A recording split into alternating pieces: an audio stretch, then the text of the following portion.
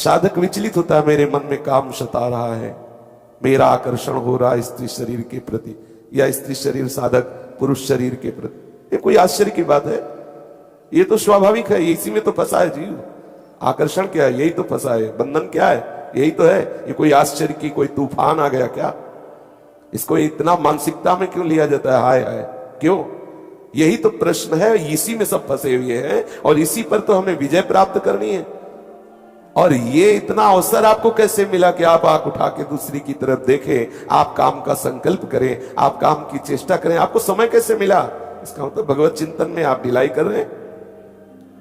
भगवत चिंतन करने वाले उपासक के हृदय में जब कभी काम क्रोधादि वेग आते हैं तो वो विचार के द्वारा उनको नष्ट करता है। उसके पास विवेक विचार रूप कैची है, एक क्षण नहीं लगाता, काट के बाहर कर देता है।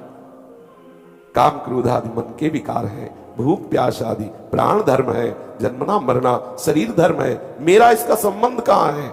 ये तदात्म भाव ही तुम्हारी दुर्गति का कारण है। आ रहा है काम, आने दो, मन में ही तो आ रहा है ना, आप में थोड़ी आ रहा है। ये नाम पे अश्रद्धा, शास्त्र पे अश्रद्धा, गुरु पे अश्रद्धा, धाम पे अश्रद्धा, यही तो इसकी चाल होगी तुम्हें परास्त करने की। बहुत सावधान, सावधान। निराशा ये हमारे जीवन में नहीं होनी चाहिए परमार्थ के प्रति। क्यों? जिस समय आपके हृदय में कोई गंदी चेष्टा करने की भावना, उस समय कहां गया आपका विवेक विचार, भगवत स्मरण कहां गया? क्या करने जा रहा हूं, किससे कर रहा हूं, कौन है जो मुझे प्रेरित कर रहा है? कहां है विवेक आपका? कहां है ज्ञान आपका? कहां है आपका सतमार्ग का वो दृढ़ संकल्प जो भगवत प्राप्ति के लिए, भगवत प्रेम के लिए, भगवत चिंतन के लिए आपने स्वीकार किया है?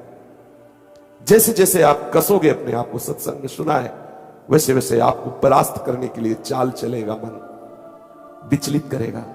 कुछ नहीं, कुछ नहीं। क्यों परेशान हो रहे हो? कुछ नहीं। विवेक के द्वारा समझो।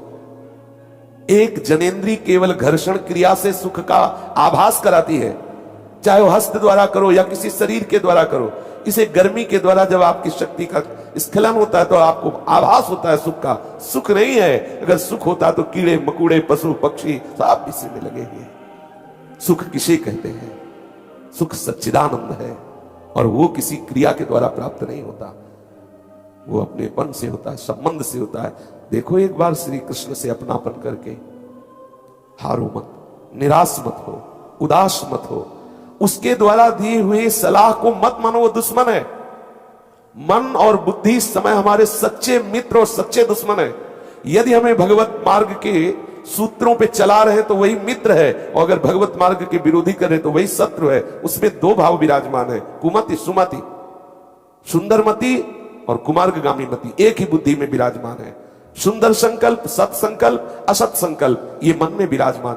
थोड़ा विवेकवान साधक बनो।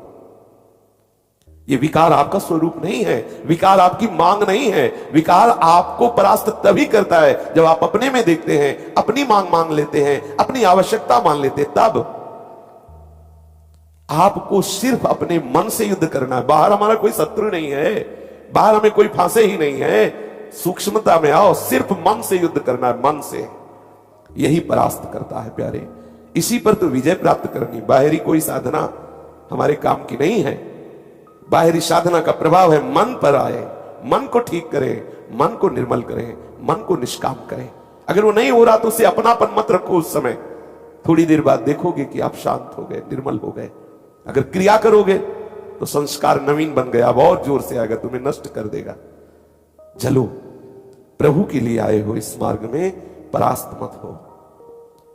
यह हमारे हृदय की जो बार बार वृत्ति हमको गिरा रही है, हमको फंसा रही है, हमको विचलित कर रही। कहीं कोई विचलित नहीं कर रहा। कैसे तुम परेशान हो रहे हो? तुम्हें त्रिकाल में कोई विचलित नहीं कर सकता। तुम ऐसे हो, समझो। किसी भी विकार का तुम्हारे ऊपर कभी प्रभाव नहीं हो सकता। तुम विकार को पकड़े हुए हो प्यारे, समझो, समझो। बंधे हो कीर मरकट की नहीं, सूक्ष्मता से समझो। विकार के पुंज शरीर को, विकार के पुंज अंतःकरण को तदात्म भाव से स्वीकार किए हो, चाहते हो निर्विकार हो जाए। अरे तू निर्विकार है ही, निर्विकार था, निर्विकार रहेगा। विकार का केवल त्याग करना यही साधना है। विकार जिसमें आ रहे उसमें तदात्म किए हो, इसीलिए परेशान हो। अभी निर्विकार, अभी जीवन मुक्त हो। थोड़ा सुलझो। साधना का मतलब सुलझना। अपने लोग सुलझ नहीं रहे, केवल कथा वार्ता मनोरंजन नाच गाना, ये सब बाहरी बात है। निज सुख बिन मन होई की थीरा। जब तक इसे अध्यात्म सुख नहीं मिलेगा तब तक रुकने वाला नहीं। कोई भी वस्तु ऊपर चढ़ानी होती है तो ऊर्जा शक्ति चाहिए, ऊर्जा शक्ति। पानी को छोड़ो नीचे जाएगा, अगर ऊपर चढ़ाना है तो मंत्र के द्वारा, ऊर्जा शक्ति के द्वारा ऊपर चढ़ता है। ऐसे ही मन 5 ज्ञानेंद्रियों के द्वारा अधोगामी हो गया है। अब तप के द्वारा, मंत्र बल के द्वारा, भजन बल के द्वारा एक बिजली पैदा होती है भजन से, वो इस मन को चढ़ाती, ऊर्ध्वगामी बनाती है।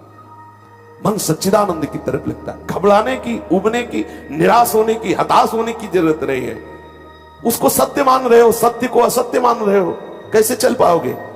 काम सत्य है, इसकी वासना सत्य है, इसकी चाल सत्य है क्या? असत्य है। असत्य से क्या भयभीत होना?